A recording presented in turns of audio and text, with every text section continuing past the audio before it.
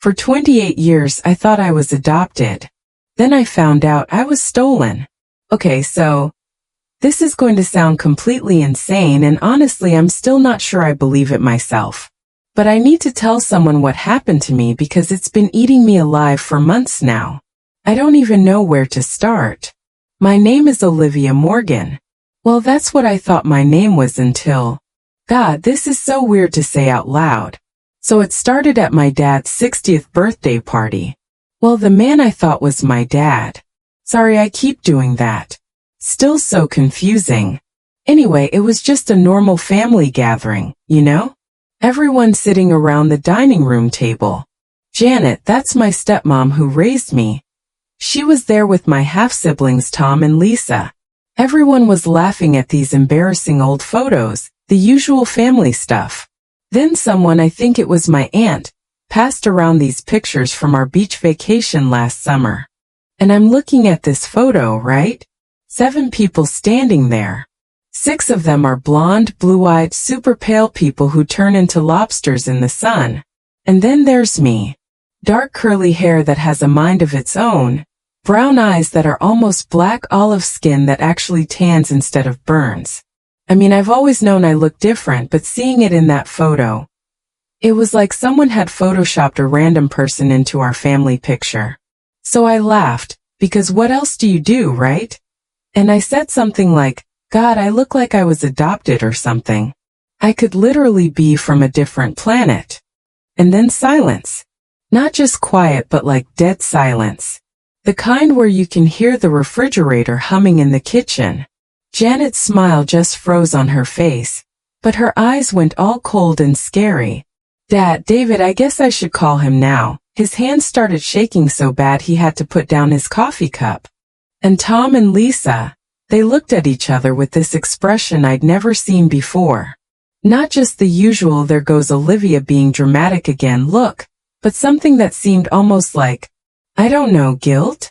Janet did this fake laugh thing she does when she's about to make me feel stupid.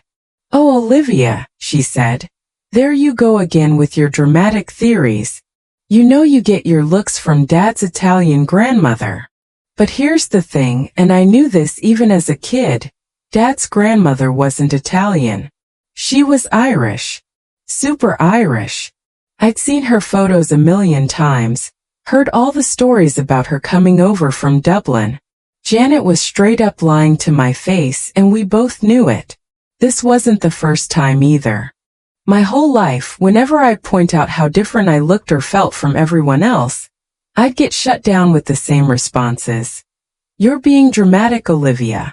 Stop looking for problems that don't exist. Why can't you just be grateful for the family you have? That last one always hit different, you know? Like I was supposed to be grateful just for existing in their space. But sitting there that night, looking at that photo, watching my family's faces after one innocent comment, something clicked. What if I wasn't being dramatic? What if I wasn't imagining things? What if they were the ones lying? I mean, I'm 28 years old and I've never felt like I belonged anywhere. Not just looks-wise, but everything. They love country music. I'm obsessed with salsa and reggaeton for reasons I can't explain. They eat the most bland food ever. I crave spicy stuff that makes their eyes water.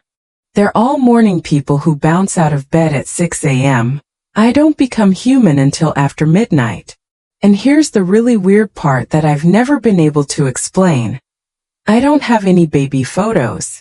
Like not one. Nothing from birth to age 3. Every time I asked about it growing up, Janet would get all flustered and say they were lost in the move, or packed away somewhere. But Tom and Lisa? They have albums stuffed with baby pictures. Professional photo shoots, first steps, first birthdays, everything documented like they were little celebrities. Me? It's like I didn't exist until I magically appeared at 3 years old.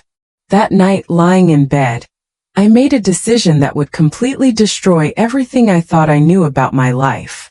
I was going to find out the truth no matter what. I had no idea how bad it was going to get. I thought maybe I'd find out I was adopted and my birth parents couldn't take care of me. Normal adoption stuff, you know? But what I actually discovered, it wasn't adoption at all. 2 weeks later, I'm holding DNA test results proving that Janet and David aren't my biological parents.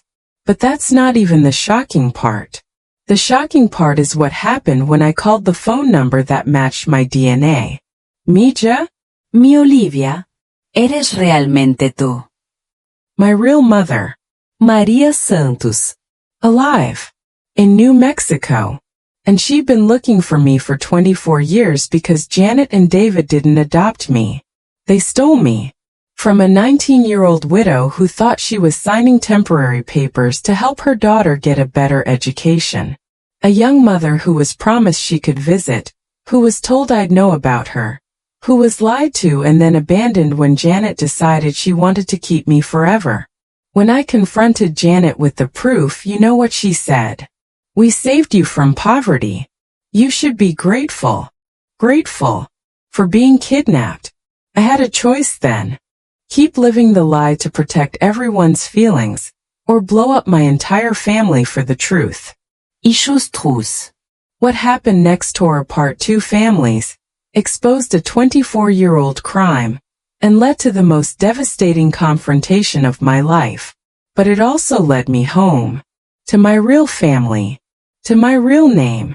To the woman I was always supposed to be before they took her away at age 3. This is the story of how I got my life back. How I learned that sometimes the people who claim to love you most are capable of the cruelest betrayals. And how I discovered that real family doesn't steal children. They welcome them home. It all started with this feeling I carried my entire life.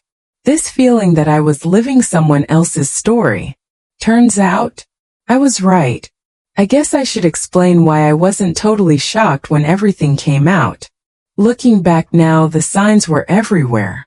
I don't know, I was a kid and then I was a teenager trying to fit in, and you convince yourself that you're being paranoid, right? But honestly, I was like a detective in my own life from the time I could think clearly. Which is messed up when you really think about it. By the time I was 8, maybe 9, I'd started keeping this mental list of things that didn't make sense. I remember thinking I was so smart, like I was solving some big mystery. Turns out I actually was, but nobody told me that. The first thing that always bugged me was the photos. Or lack of photos, I guess. Tom had this baby book that was practically falling apart from how stuffed it was. Every little milestone, every cute outfit, every family gathering. Lisa's was the same way. Pages and pages of this perfectly documented childhood.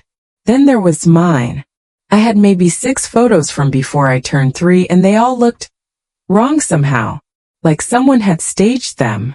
You know how some photos feel natural and candid? These felt like someone was trying really hard to create proof of something that hadn't actually happened naturally.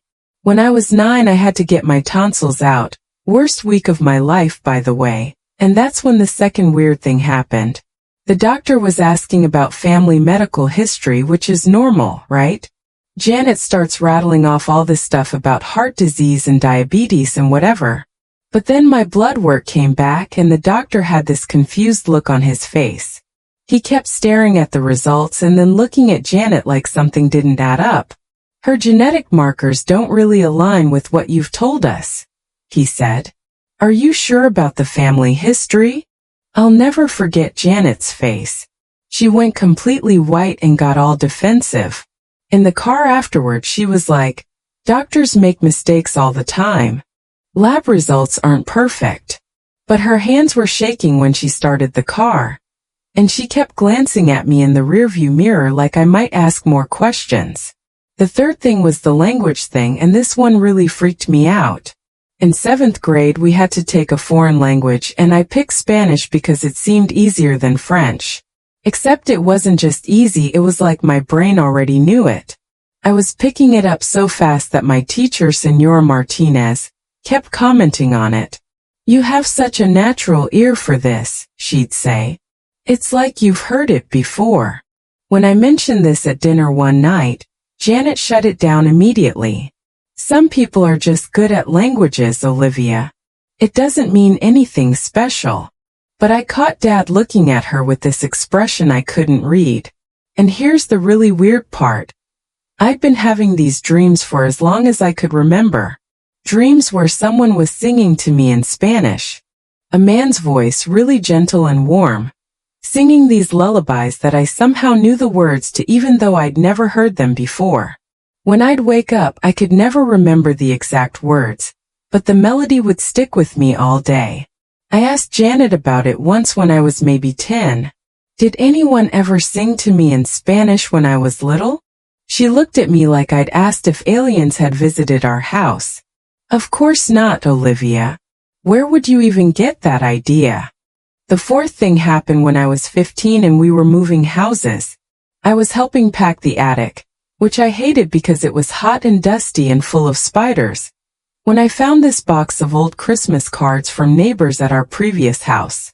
I got this idea. I looked up some of these neighbors on Facebook and sent friend requests. Most of them accepted because they remembered our family, and I started having these casual conversations about the good old days on Maple Street.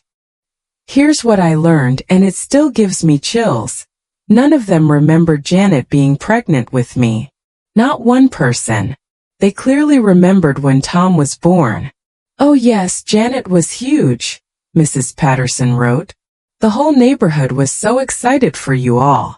Same thing with Lisa 3 years later. But when it came to me, crickets. Or weird comments like, I remember when little Olivia joined the family. Such a sweet little girl, but she seemed so confused at first. Joined the family. Not was born. Join.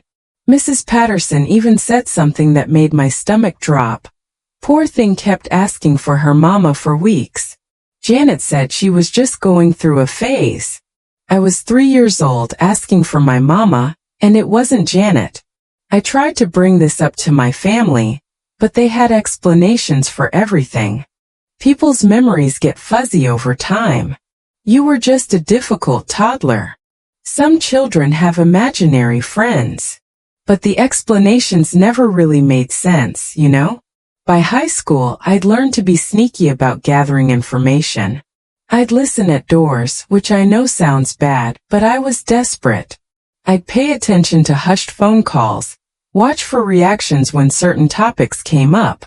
I noticed that Dad would get uncomfortable whenever anyone mentioned my early childhood.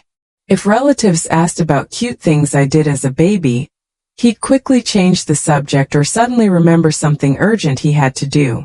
Janet had this way of controlling conversations about our family that was almost aggressive.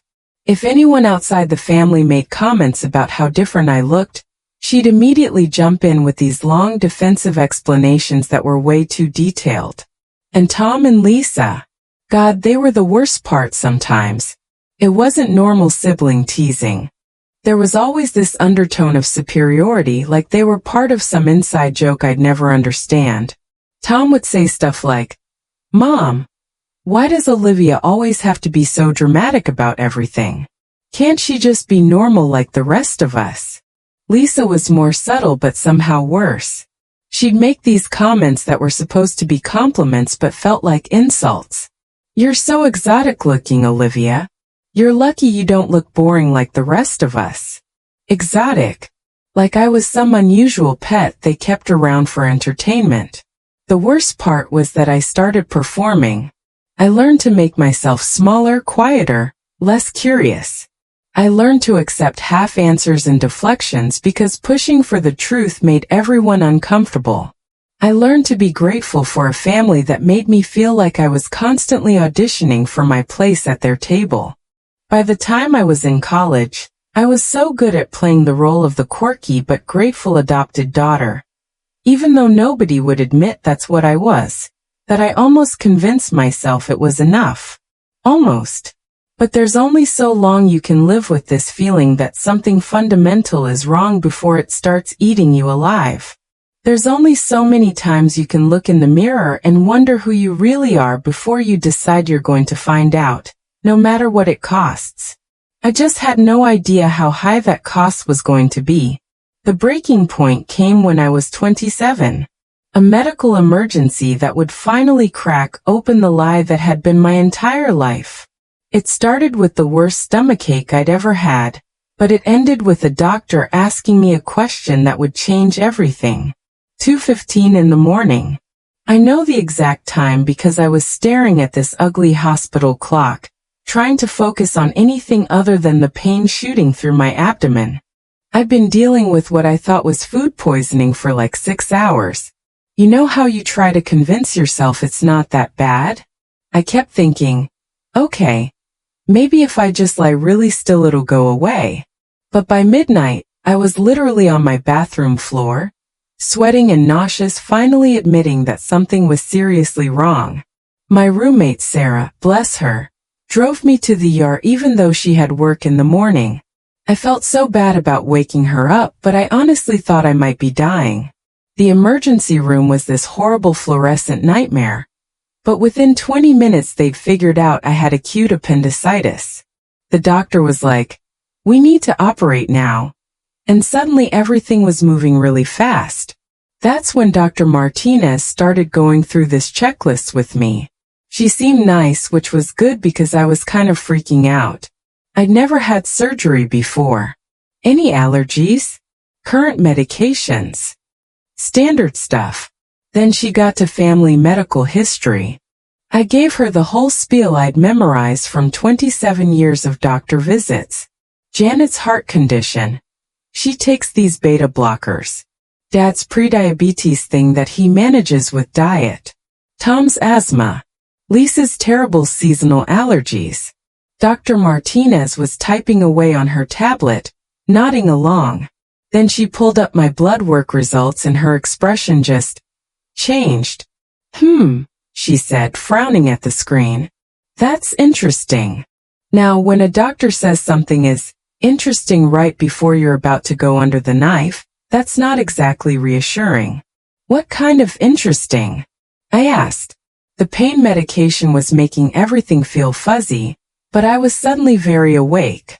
Well, your genetic markers are showing some pretty significant inconsistencies with the family history you've provided.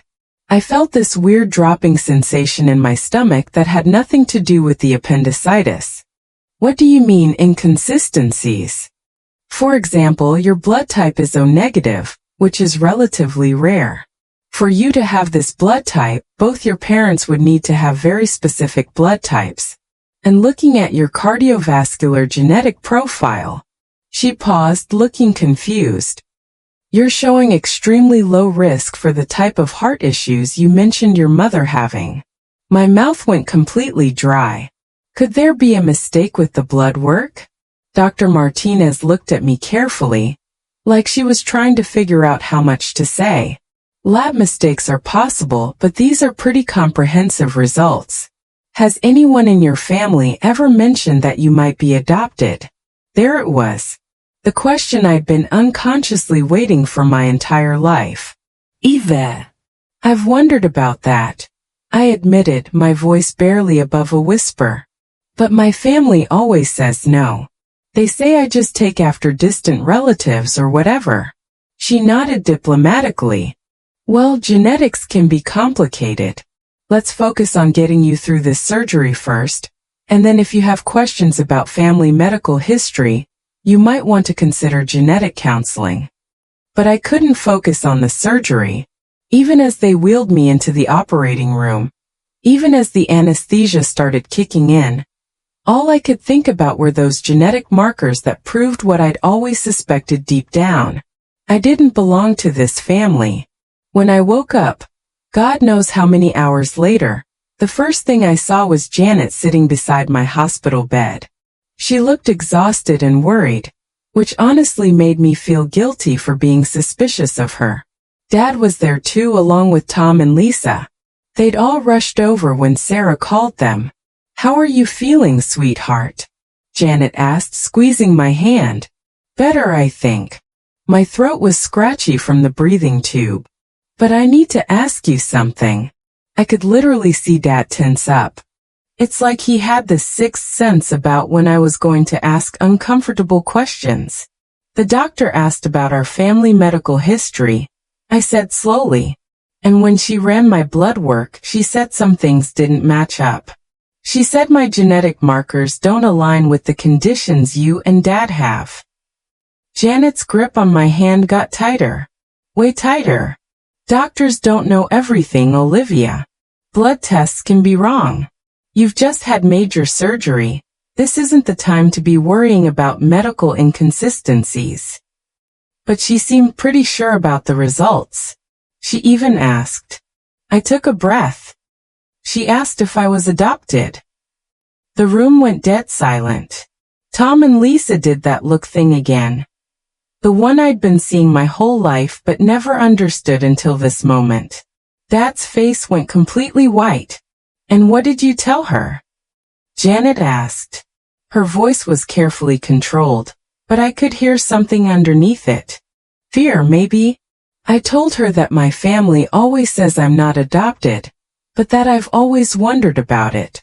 Janet's response came too fast, too defensive. Well, you're not adopted, Olivia. I don't know why you keep bringing this up, especially now when you should be focused on recovering. This is exactly the kind of dramatic nonsense that makes people think you're. But Dad did something he'd never done before. He stood up abruptly and walked out of the room without saying a single word. We all just stared at the door he'd walked through. Where is he going? I asked. Your father doesn't like hospitals, Janet said quickly. They make him nervous. But Tom was staring at that door too, and I could see something in his expression. Guilt. Definitely guilt. Tom, I said, and my voice was stronger than it had been all day. Do you know something I don't know? Tom looked between Janet and the door, clearly struggling. Olivia, you should just rest. We can talk about this stuff later. No. The word came out harder than I intended. I'm done waiting for later. I'm done being told that my questions are inappropriate or dramatic. I'm done being made to feel crazy for noticing that nothing about me fits with this family. Lisa started crying. Real tears, not her usual manipulation tears. Lisa, I said. What's wrong? Nothing's wrong, Janet said sharply. Lisa's just upset because you almost had to have emergency surgery. We were all scared. But Lisa was looking at me with this expression I'd never seen before. Like she was really seeing me for the first time. You really don't know, do you? Lisa whispered. Know what? I demanded. Lisa, stop, Janet said, and her voice was like ice now. This is not the time or place. Know what? I repeated, looking directly at Lisa. That's when Dad came back. But he wasn't alone. Dr. Martinez was with him. Olivia, Martinez said gently. Your father asked me to explain the genetic testing results to you in more detail. He feels you have a right to know what the blood work revealed. Janet shot up from her chair like she'd been electrocuted. That's not necessary. We're taking her home as soon as she's discharged. Actually, Dad said quietly, and his voice was shaking so bad I could barely understand him. I think it is necessary. I think it's been necessary for a very long time. And that's when I knew. That's the exact moment I realized that everything I'd suspected, every question I'd asked, every time I'd felt like a stranger in my own family, all of it was true. The truth was written in those genetic markers. The truth was in Dad's trembling voice and Janet's desperate attempts to control the conversation. The truth was in Tom and Lisa's guilty faces and 27 years of lies that were about to come crashing down. Tell me, I said to Dr. Martinez, but I was looking directly at Dad. Tell me what the blood work says. Because I was done living in the shadow of other people's secrets. I was done being the grateful daughter who never asked too many questions. So after that whole hospital disaster, I basically became obsessed. I mean, what would you do, right? I had this doctor telling me my genetics didn't match my family, my dad walking out of rooms, and everyone acting like I was crazy for asking basic questions about my own life. 3 days after I got home, still sore from surgery by the way, I ordered one of those DNA testing kits online. You know, the ones you spit in a tube and mail off? I'd always been curious about those commercials, but Janet always said they were a waste of money, an invasion of privacy. Now I'm thinking she had other reasons for not wanting me to take one. The kit said it would take 2 weeks for results, but I couldn't just sit around waiting. I was like a dog with a bone at this point. First thing I did was call my old pediatrician's office. Dr. Peterson had been my doctor from when I was little until I aged out in high school. I figured if anyone had records of my early childhood, it would be him. "Hi, I need to request my complete medical file," I told the receptionist. "I'm switching to a new doctor and they want my full history." There was some clicking on her computer then. "I'm sorry, Miss Morgan, but our records for you only go back to age 3. That's unusual. Most of our patients have records from birth. You might want to check with your parents about your previous pediatrician. No medical records before age 3. Just like the photos. Just like everything else about my early childhood, it was like I'd been beamed down from space at 3 years old." Next I called Aunt Linda. She's my mom's Janet's sister who lives in Oregon. We don't see her much, but she's always been the family historian. You know? If anyone would remember details about when I was born, it would be her. "Hey Aunt Linda, it's Olivia. I'm working on this family tree project for, therapy." Okay, that was a lie, but whatever. "I wanted to ask about my early childhood." "Oh, that's nice, honey," she said. "What do you want to know? Do you remember when I was born? Like, were you there? Or did Janet call you, or?" There was this long pause. Like really long. "Well, sweetie, I remember when you joined the family. You were such a sweet little thing, but you seemed so confused at first. Janet said you were just adjusting to the big move." The move. My heart was already starting to race. "From wherever you lived before." I never got all the details. You know how Janet can be about privacy. But she said it was a difficult situation. A blessing that you all found each other, though. I felt like I was going to throw up. "Aunt Linda, do you remember Janet being pregnant with me?" Another pause, even longer this time. "You know, honey, my memory isn't what it used to be.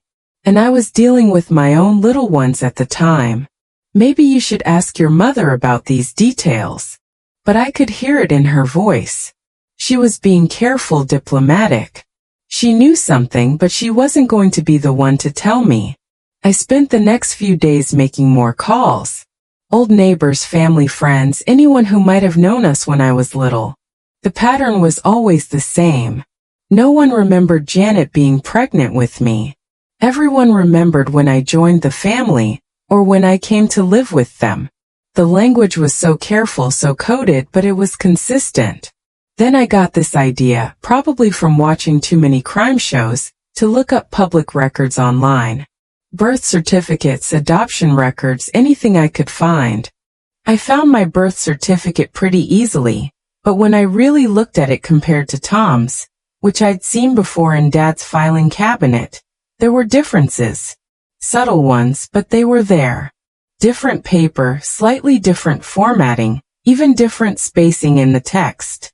My birth certificate looked newer, like it had been issued years after the date on it. That's when I decided to search for any legal documents involving our family name and adoption. I didn't really know what I was doing, honestly. I was just Googling random combinations of words and hoping something would come up. And then I found it. Buried in family court records from 24 years ago. A petition for legal guardianship filed by David and Janet Morgan for a minor child, age 3. The child's name was listed as Olivia Santos. Santos. Not Morgan. Santos. I just stared at that screen for like 20 minutes. My real name, my original name, was Olivia Santos. I wasn't born into this family. I was transferred into it.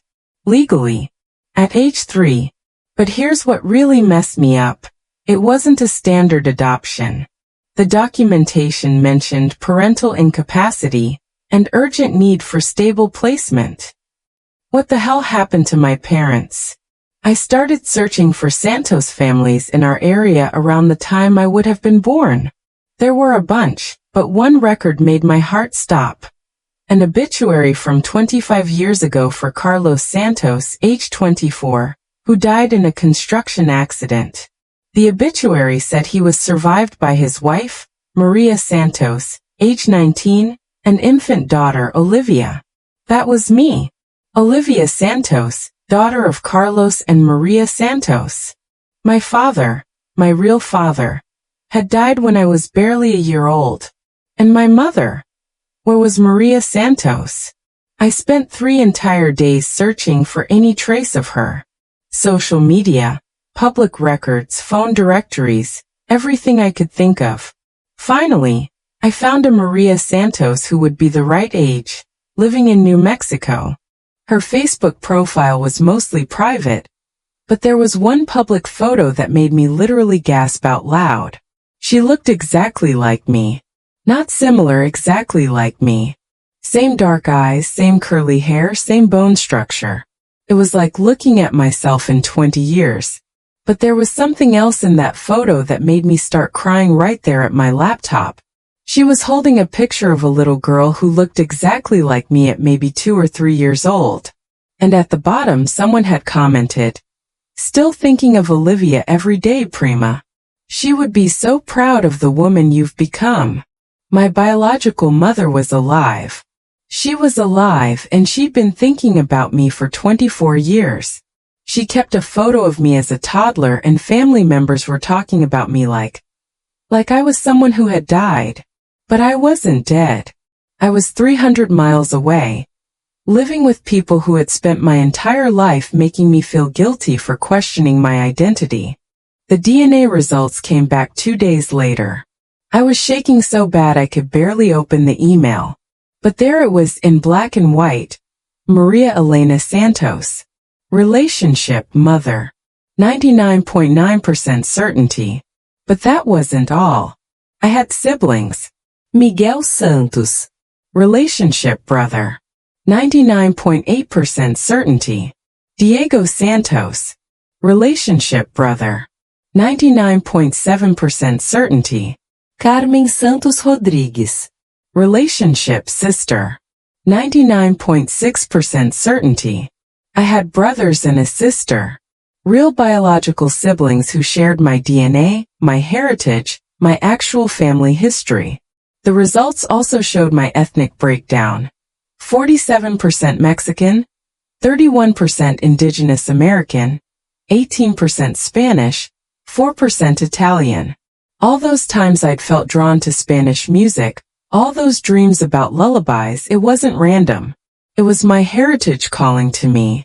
I found Maria's phone number through one of those people search websites. My hands were shaking so bad I had to dial 3 times before I got it right. Hola. The voice was soft, slightly accented, and somehow familiar in a way that made my chest hurt. Hi, is this Maria Santos? Yes, this is Maria. Who is this, please? I took the deepest breath of my life. My name is Olivia Morgan, but I think my birth name was Olivia Santos. I just got DNA test results that show you're my mother. Complete silence. Then the sound of a woman realizing her lost child was alive and calling her. Mija? Mi Olivia, eres realmente tú. I understood every word, even though my Spanish was terrible. My daughter? My Olivia? Is it really you? Yes, I whispered. It's really me. What Maria told me next would reveal that this wasn't just about adoption or family secrets. This was about something much darker. Something that would destroy everything I thought I knew about the people who raised me. I talked to Maria for 3 hours that first night. 3 hours of her crying, me crying, both of us trying to fill in 24 years of missing pieces. And let me tell you, what she told me made me so angry I couldn't sleep for 2 days straight. You want to know what really happened? Janet and David didn't rescue me from some terrible situation. They found a 19-year-old widow who was working 3 jobs just to keep food on the table, and they basically bought her daughter. Maria told me everything. How Carlos died when I was 18 months old in a construction accident. How she was struggling but not giving up. How Janet and David approached her through David's construction company, where she was cleaning offices at night. They seemed like angels, Maria said through her tears. They said they had a big house that you could have your own room, good schools. They said I could visit whenever I wanted, that you would know me as your real mother. They said it was just temporary help until I could get stable. But the papers she signed, they weren't what Janet told her they were. Maria thought she was signing temporary guardianship papers so I could go to better schools. She didn't understand all the legal language, and Janet knew that. When Maria tried to visit after 2 weeks, Janet told her that contact with her would confuse me and that I was adjusting well. When Maria kept calling, Janet stopped answering. When Maria showed up at the house, Janet called the police and said a disturbed woman was trying to take me. Can you imagine? My biological mother trying to see her own daughter, and Janet calling the cops on her like she was some kind of stalker. After that phone call with Maria, I couldn't even think straight. I was so furious I was literally pacing around my apartment at 2 in the morning, planning what I was going to say to Janet and David, but I didn't want to confront them separately anymore. I was done with private conversations where they could control the story or gaslight me. I wanted everyone there. I wanted Tom and Lisa to hear this too. So I sent a group text. Family meeting at Mom and Dad's house tomorrow at 7 p.m. Non negotiable. There are things you need to know that affect all of us. Tom texted back immediately. What's going on? You're scaring me. You'll find out tomorrow. Just be there. I spent the whole next day organizing my evidence like I was going to court. DNA results, screenshots of Maria's Facebook, court records, everything. I even printed out photos of my biological siblings that I'd found online. At exactly 7 p.m., I walked into that house carrying a manila folder full of 24 years of lies. Janet was sitting in her usual spot on the couch, looking annoyed that I'd summoned everyone. Dad was pacing around the kitchen. He always does that when he's nervous. Tom and Lisa were sitting at the dining room table looking confused and kind of irritated. All right, Olivia, Janet said in that tone she uses when she thinks I'm being overly dramatic. What's this emergency about? Some of us have real responsibilities to get back to. I set the folder down on the coffee table and just looked at her for a second. This woman who'd raised me, who I'd called Mom for 24 years, who'd made me feel crazy every time I asked questions about my own identity. This meeting, I said, my voice way calmer than I felt, is about the fact that you kidnapped me 24 years ago, and my biological mother has been looking for me ever since. You could have heard a pin drop. Tom's coffee mug literally stopped halfway to his mouth. Lisa just stared at me like I'd spoken in another language. Dad stopped pacing and grabbed onto the back of a chair. But Janet? Janet's face went through this whole series of expressions. Shock, then fear, then anger, then this calculating look like she was trying to figure out how to spin this. That's absolutely ridiculous, she said finally. We've been through this before, Olivia. You're being dramatic again. Am I? I opened the folder and spread out the DNA results. Because according to 23andMe, Maria Elena Santos is my biological mother with 99.9% certainty. And according to these court records, you filed for temporary emergency guardianship of a 3-year-old named Olivia Santos 24 years ago. Tom and Lisa both leaned forward to look at the papers. I could see their faces changing as they read. And according to my biological mother, I continued, who I talked to for 3 hours yesterday, you told her the guardianship was temporary. You told her she could visit me. You told her I would know about her. You lied to a grieving teenager and then stole her daughter. Lisa was staring at the DNA results with her mouth open. Olivia Santos, she whispered. Your real name is Olivia Santos? That's my birth name, yeah. My father, my biological father, was Carlos Santos. He died in a construction accident when I was 18 months old. My mother was 19 working 3 jobs trying to survive. And that's when you two vultures swooped in. Tom was looking back and forth between the documents and our parents like he'd never seen them before. Mom, Dad, is this true? Janet stood up so fast she knocked over her water glass. This is exactly what I was afraid would happen. I knew that if you ever found out about the adoption, you'd get obsessed with these people who couldn't take care of you. We saved you, Olivia. We gave you opportunities that woman could never have provided. She didn't give me away. I shouted, and all that anger I'd been holding in just exploded. You manipulated a teenager who had just lost her husband. You made her think she was helping me get a better education. And then you disappeared with her child. Dad finally spoke up, his voice barely a whisper. We thought we were helping everyone. By lying to a grieving mother for 24 years? I shot back. By letting her think she made the worst decision of her life? By making me feel insane every time I sensed something was wrong. Dad started crying then. Actually crying. She was so young, Olivia. She was living in her car half the time. You were so skinny when we first met you. We genuinely thought we could give you a better life. So you stole me. You stole a baby from her mother and then spent 24 years convincing everyone, including me, that it was legal and moral. Tom was staring at our parents like he'd never seen them before. You told us Olivia was adopted through an agency. You said her birth parents couldn't take care of her and wanted her to have better opportunities. We did want her to have better opportunities, Janet said defensively. But you lied to her birth mother, Lisa said slowly, and I could see her processing this in real time. You made her think it was temporary. She signed the papers, Janet snapped. Papers she couldn't read properly because English wasn't her first language, I said. Papers that were supposed to be temporary guardianship, not permanent adoption. Maria hired a lawyer after you disappeared, Janet. He told her what you did was probably kidnapping. Lisa actually gasped. Tom went completely white. Kidnapping. Tom repeated. Mom, please tell me this isn't true. But Janet was doubling down, getting more defensive and angry. Don't you dare judge us. You have no idea what it was like. I'd had 3 miscarriages. 3. We wanted a family, and this little girl needed one.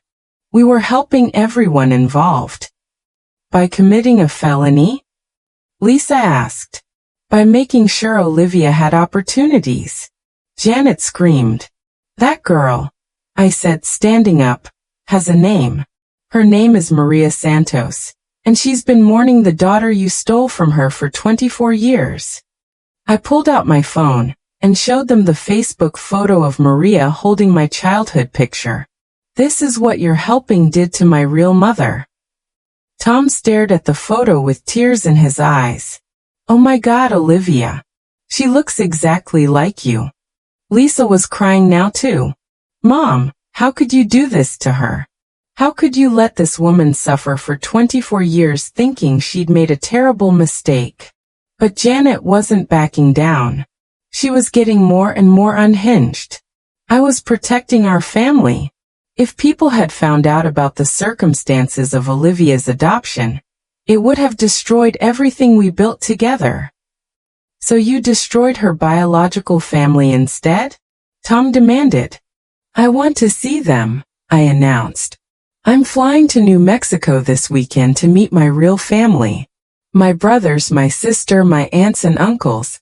Everyone who's been missing me for 24 years while you played house with someone else's child. Janet's face went purple. Actually purple. If you do that, you're not welcome in this house anymore. You're choosing strangers over the people who raised you, fed you, sent you to college. They're not strangers, I said, and my voice was steadier than it had ever been. They're my family. My real family. The family you stole me from when I was too young to understand what was happening.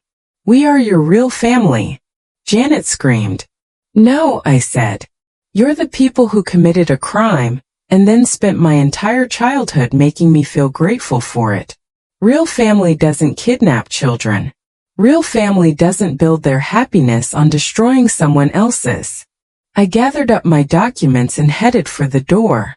Don't come crawling back here when those people disappoint you, Janet called after me. Don't expect us to take you back when you realize they're just strangers who share some DNA with you. I turned around one last time. You know what, Janet? You're right that blood doesn't make family. But love does. Real love. The kind that doesn't come with conditions or threats or 24 years of lies. I walked out of that house knowing I might never be welcome there again. But for the first time in my life, I felt like I was walking toward something real instead of away from it. I was walking toward my truth. Toward my real family.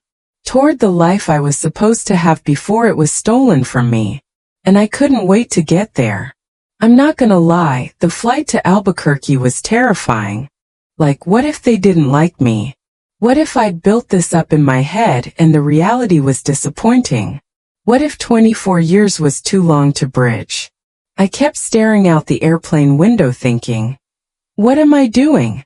These people are essentially strangers.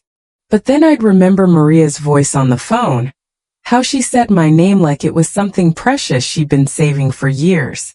Maria had texted me that morning. We'll be at baggage claim with a sign.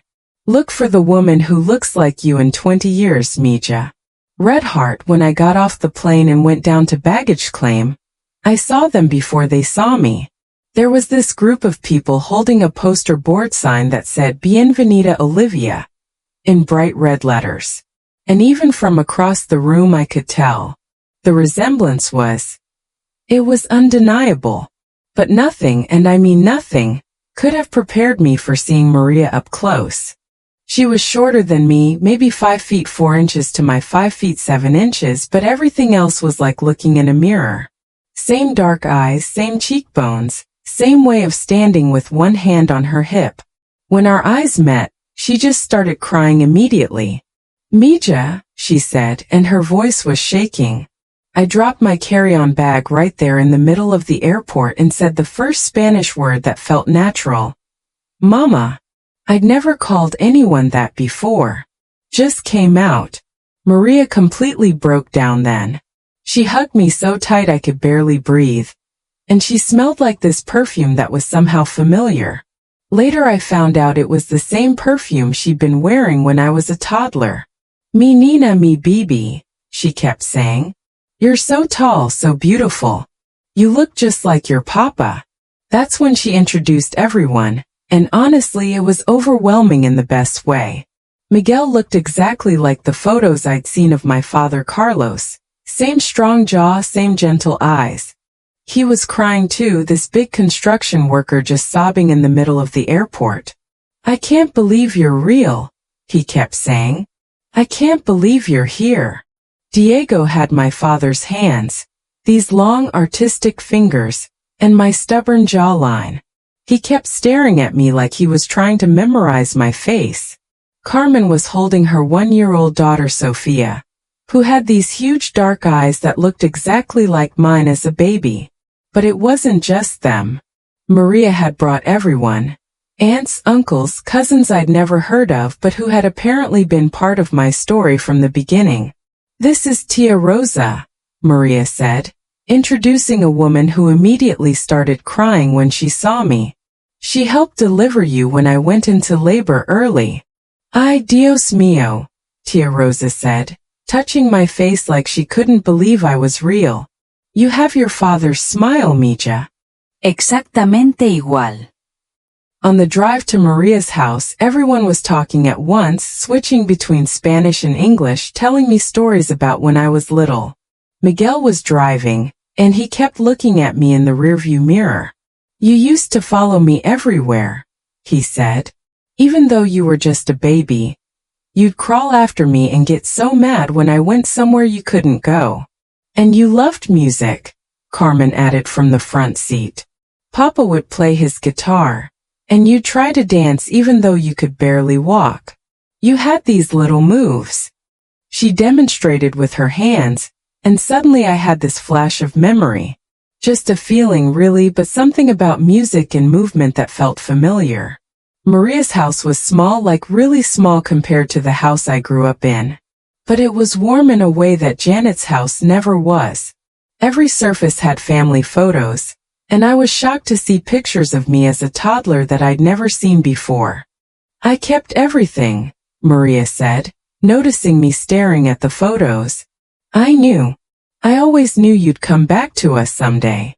That evening, she brought out this box from her bedroom. A cardboard box that looked like it had been handled carefully for years. Inside was basically my entire early childhood that I'd forgotten existed. Little clothes that I'd outgrown, toys I had vague memories of, and this made me completely lose it, my stuffed elephant. The one I'd remembered and asked Janet about, the one she said I'd outgrown and donated. Your papa bought this for you when you were 6 months old, Maria said, handing me the worn gray elephant with the chewed-up ear. He said every little girl needed something to protect her when Papa couldn't be there. I held that elephant and just sobbed. It smelled like Maria's house, like it had been loved and missed for 24 years. Later she told me she'd been sleeping with it since I disappeared, hoping it would somehow bring me back. Miguel showed me videos on his phone of Carlos playing guitar. The quality was terrible, old phone camera from like 15 years ago, but I could hear my father's voice for the first time since I was a toddler. And here's the crazy part. When he started singing this one song, I knew it. Not the words, but the melody was in my bones. That was your favorite, Diego said softly. Even after Papa died, you'd hum that song all the time. Carmen spent hours that first night teaching me about family traditions I'd never experienced. Day of the Dead wasn't just some holiday I'd read about in school. It was this sacred family practice where we honored our ancestors, including Carlos. We include you every year, she said, showing me photos of their altar with my baby pictures. Abuela always said you'd find your way back to us when the time was right. But the reunion wasn't all happy crying and warm feelings. There was this undercurrent of grief for all the time we'd lost. Maria kept touching my face like she was trying to make up for 24 years of not being able to. I missed everything, she said Sunday morning as we made breakfast together. Your first day of school, your graduation, your heartbreaks, your achievements. They stole all of that from me. They stole it from me too, I said. I spent my whole childhood feeling like I didn't belong anywhere. And you were here the whole time. But you survived, Maria said, and there was this fierce pride in her voice. You survived being taken from your family, and you found your way back to us. You're stronger than I ever imagined possible. By Sunday night, I felt like I was living in two worlds simultaneously. I had 24 years of memories as Olivia Morgan, but I also had these deeper, almost cellular memories of being Olivia Santos. Both felt real, but only one felt complete. When it was time to leave for the airport, saying goodbye was brutal. But it wasn't like any goodbye I'd ever experienced before. This wasn't an ending, it was a beginning. Come back soon, Mija, Maria said, hugging me one more time. This is your home. This will always be your home. On the plane back, I realized that everything had changed. I wasn't just Olivia Morgan anymore, the confused girl who never fit in anywhere. I was Olivia Santos Morgan, a woman with roots in two cultures, with a biological family who'd never stopped loving me. But going home meant facing the consequences of choosing my truth over their lies. It meant deciding what to do about the people who'd stolen my childhood and kept me from this love for 24 years. Coming back from New Mexico was like stepping into a completely different version of myself. I don't know how to explain it, but it was like I've been walking around my whole life with this heavy weight on my chest, and suddenly I could breathe properly. Monday morning at work, my boss asked how my weekend went. Normally, I would have given some vague answer about visiting family, but something had shifted in me. I met my biological family for the first time in 24 years, I said. Turns out I was kidnapped as a child, and I'm just reconnecting with my real heritage. My boss just stared at me. I'm sorry, what? Long story. But I'm probably going to need some time off for legal stuff. And that's when I knew I wasn't going to hide this anymore. I wasn't going to manage other people's comfort with my truth. The real test came Tuesday night when Janet showed up at my apartment. I heard that aggressive knocking and immediately knew who it was. Some things never change. When I opened the door, she was standing there with that self-righteous anger I remembered from childhood. The look she'd get when she was about to lecture me about being ungrateful. We need to talk, she said, pushing past me like she owned the place. Hello to you too, Janet, I said. I couldn't bring myself to call her mom anymore. Don't you take that tone with me, she snapped. I know what you did this weekend. I know you went to see those people. And I'm here to tell you you're making the biggest mistake of your life. Those people, I said calmly, are my family. My mother's name is Maria Santos. My father's name was Carlos Santos. My brothers are Miguel and Diego. My sister is Carmen. They're not those people. They're my people. We are your family. Janet screamed, and there it was, that familiar hysteria when she started losing control of a situation. David and I are your parents. Tom and Lisa are your siblings. We're the ones who raised you, who sacrificed for you. But here's the thing. Spending that weekend with my real family had shown me what genuine love actually looked like. The kind that doesn't come with guilt trips or demands for gratitude. You didn't love me, I said, and my voice was steadier than I'd ever heard it. You possessed me. There's a difference. Janet's face went completely white. How dare you say that to me? After everything we've given you. Let's talk about what you actually gave me, I said, sitting down and forcing her to either keep standing or sit like we were equals. You gave me 24 years of feeling like I didn't belong anywhere. You gave me a childhood of being told I was dramatic for asking basic questions about my own identity. You gave me trauma that I'm probably going to be dealing with for years. We gave you opportunities. You gave me stolen opportunities, I interrupted. Every achievement, every milestone, every good thing in my life was built on my mother's grief. Maria has been wondering for 24 years if her daughter was safe, if she was loved, if she was even alive. Janet was starting to lose it. I could see her trying different tactics, first anger, then guilt. You were malnourished when we found you. You were living in poverty. We saved you from that life. My mother was 19 years old and had been widowed for 2 years. She was struggling financially because she was a teenager trying to raise a child alone after her husband died. Not because she was unfit. You could have helped her without stealing her daughter. We didn't steal you. We adopted you legally. That's when I pulled out the documents my lawyer had helped me understand. No, you didn't. You filed for temporary emergency guardianship under false pretenses. According to family court records, I'm still legally Olivia Santos. You've been raising someone else's child without proper authority for 24 years. The color drained from Janet's face completely. That's impossible. It's all documented. You took advantage of a young woman who didn't speak fluent English and didn't understand what she was signing. But here's the thing, Janet. I'm not that confused little girl anymore. I know exactly who I am now. Janet tried one more manipulation tactic. What about Tom and Lisa? Are you just going to abandon them too? Tom and Lisa support my decision to reconnect with my biological family. Real love doesn't ask you to choose. Real love wants you to be whole. And what about David and me? I looked at this woman who'd raised me but also stolen 24 years of my life, and my mother's peace of mind. That depends on you, I said.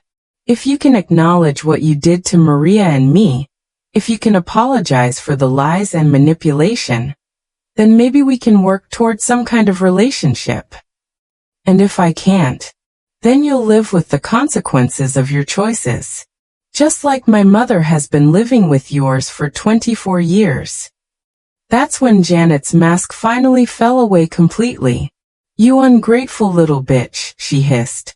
We gave you everything and this is how you repay us? By choosing strangers who gave you away over the people who actually raised you. And there it was. The real Janet. The woman who thought she owned me because she paid my mother $10,000 when I was 3 years old. There's the real you, I said calmly. The woman who can't admit she committed a crime because her ego is more important than the truth. Get out, Janet said. This is my apartment, Janet. You're the one who needs to leave. As she headed toward the door, she turned back one more time.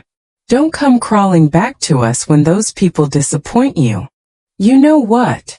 I said. You're absolutely right that blood doesn't automatically make family, but love does. Real love, the kind that doesn't come with conditions or ultimatums or 24 years of lies. And that's something you never gave me. She slammed the door so hard that my neighbor came out to check if everything was okay. The next day I called a lawyer. Not just any lawyer, one who specialized in family reunification and adoption fraud. I want to explore legal options for my biological mother, I told Sarah Mitchell. Not necessarily for money, but for justice. For acknowledgement of what was done to her. When I called Maria to tell her about the possibility of legal action, she was quiet for a long time. Mija, she said finally, I don't need money from those people, but I want them to face consequences for what they did.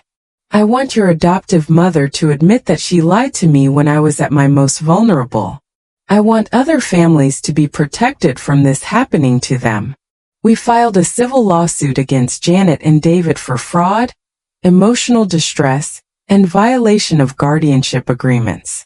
When the local news picked up the story, it became this symbol for other families who'd been victims of illegal adoptions.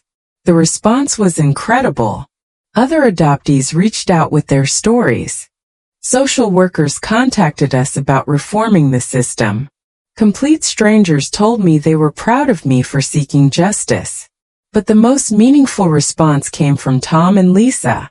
They both asked to meet Maria and my biological siblings. The meeting was awkward at first. How do you apologize for your parents' crimes? But it ended with Tom promising to testify on our behalf in court. What Mom and Dad did was unforgivable, he told our lawyer. If my testimony helps Olivia and her real family get justice, I'll tell the truth about everything I witnessed. 6 months later, the case was settled out of court. Janet and David didn't admit legal wrongdoing, but they paid a significant settlement to Maria. Enough for her to buy a bigger house, enough to help Diego finish engineering school, enough to fund a scholarship in Carlos's name. More importantly, the case created legal precedent. Guardianship agreements now require better oversight, translation services are mandatory, and there are stricter penalties for violations. I was living a completely different life. Taking Spanish classes to connect with my heritage. Learning to cook traditional dishes from Maria's recipes. Planning to spend Christmas in New Mexico for the first time in 24 years. Most importantly, I wasn't performing gratitude anymore for a life I didn't choose. I was actively creating the life I wanted. One that honored both my experiences and my truth. Janet and David could keep their version of the story if they wanted. But I knew who I was now. I was Olivia Santos Morgan. A woman who'd survived being stolen from her family, who'd found her way back to her roots, and who'd learned that the greatest act of love is refusing to settle for anything less than the truth. It's been a year and a half now since everything exploded, and I'm sitting in Maria's kitchen in New Mexico helping my 2-year-old niece Sophia learn to say Tia Olivia, while we wait for the Christmas tamales to finish cooking. The house smells like cilantro and masa and that specific kind of chaos that comes with a big family gathering. This is my 4th Christmas with my biological family, but honestly, it's the first one where I don't feel like I'm still processing everything that happened, where I can just be here, you know. A lot has changed. My Spanish is pretty good now, not perfect, but good enough that I can argue with Diego about politics and tease Miguel about his terrible taste in telenovelas. I officially changed my name to Olivia Santos Morgan about 6 months ago. It felt important to honor both parts of my story, even the painful parts. I also completely changed careers, which was terrifying but necessary. I went back to school for social work, focusing on family reunification and adoption ethics. I figured if I was going to deal with the trauma of what happened to me, I might as well help other people dealing with similar situations. Last month I testified at a state legislative hearing about reforming guardianship laws. Maria came with me, which was incredible but also really hard. Watching her tell a room full of lawmakers about the 24 years she spent not knowing if her daughter was safe. I mean, there wasn't a dry eye in the room. The lawsuit stuff got settled about 8 months ago. Janet and David never admitted they did anything wrong, shocking I know, but they paid Maria a pretty significant amount. Not enough to make up for what they took from her, but enough for her to buy a house where the whole family can actually fit when we get together. We also started a scholarship fund in Carlos's name for first-generation college students. Diego helped design the website as part of his engineering program, and Miguel handles the construction work when scholarship recipients need help with housing repairs. It's become this whole family project. Tom and Lisa have been complicated. They've both tried really hard to understand what happened and support my relationship with my biological family. Tom brings his kids to visit Maria's house every few months now. His children are learning Spanish along with their Irish-American heritage, which is pretty cool. Lisa named her baby Carlos after my father, which made me cry for like 3 days. She said she wanted to honor the grandfather her son would never meet, but whose legacy lives on in our family. Both of them cut contact with Janet after she refused to apologize or even acknowledge that what she did was wrong. That wasn't easy for them, but they chose to support me over protecting her feelings, which meant everything. David's been different. About 6 months after the lawsuit was filed, he showed up at Maria's house in New Mexico. Not with lawyers or demands, just with this box of photos and stuff from my early childhood that he'd apparently been hiding from Janet for 24 years. He spent like 4 hours sitting at Maria's kitchen table, crying and apologizing for being too weak to stop what Janet was doing. He gave Maria all the original documents about the guardianship agreement, including evidence that Janet had deliberately lied about the terms. I was a coward, he told Maria. I was so afraid of losing Janet and the kids that I convinced myself we were helping everyone. But I knew it was wrong. I've known it was wrong for 24 years. Maria listened to him with more grace than he deserved, honestly. When he finished, she said something that I'll never forget.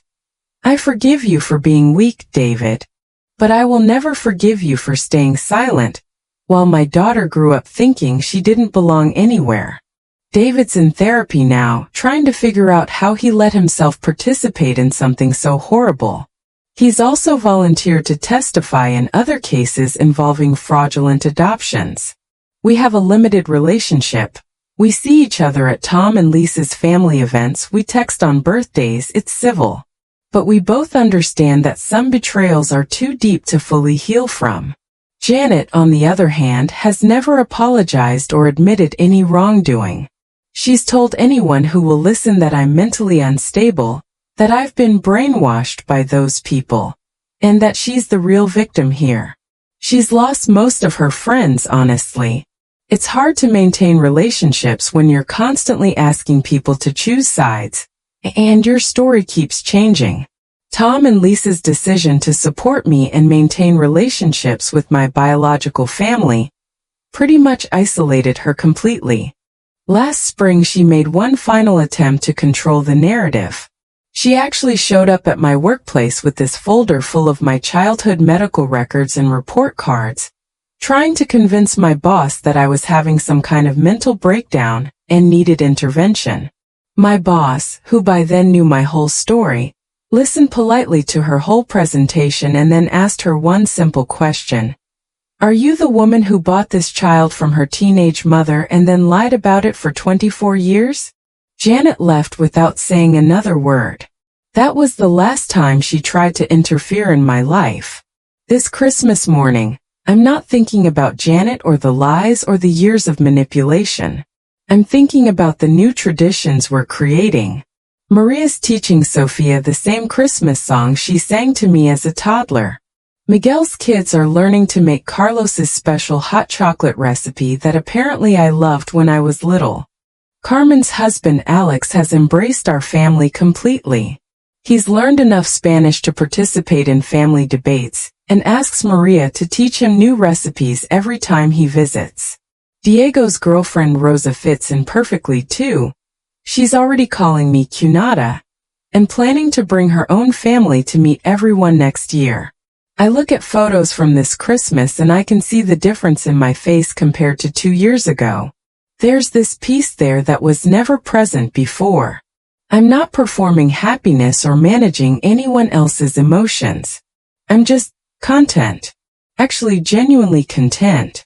I'm even dating someone, Roberto, a teacher who shares my passion for social justice reform and my inexplicable love of terrible reality TV. He's second-generation Mexican-American, so he understands the complexity of navigating multiple cultural identities. When he met my family for the first time, Maria pulled me aside afterward and said, "Este semilla really sees you." It's the first relationship I've ever had where I don't feel like I'm performing some version of myself that I think the other person wants. Through my work, I've helped reunite 12 other families who were separated through fraudulent adoption practices. Each case is different, but the pattern is always the same. Vulnerable families taken advantage of by people with more resources and legal knowledge. Last week I got a letter from a woman in Arizona whose son was returned to her after 18 years of separation. She wrote, "Thank you for showing me that it was okay to fight for my child, even when everyone told me I should be grateful he had a better life somewhere else." Maria has healed in ways that still amaze me. The grief and guilt she carried for 24 years has been replaced by this fierce pride in who I became and joy in our relationship now. "You survived, Mija," she tells me when I get emotional about the lost time. "You survived being stolen from your family, and you found your way back to us. That makes you stronger than any of us ever imagined." As I sit here watching Sophia play with the same wooden blocks that Carlos made for me 30 years ago, I think about how choosing truth over comfort didn't just change my life. It potentially changed thousands of other lives through the legal reforms our case inspired. But the most important change is the simplest one. I know who I am now. I know where I came from, what I value, and what I'm willing to fight for. If you're reading this and you've always felt like you don't belong where you are, if your questions have been dismissed as dramatic or ungrateful, if you've been told to just be grateful for what you have even when it doesn't feel right, trust your instincts. Fight for your truth. Your identity is worth fighting for.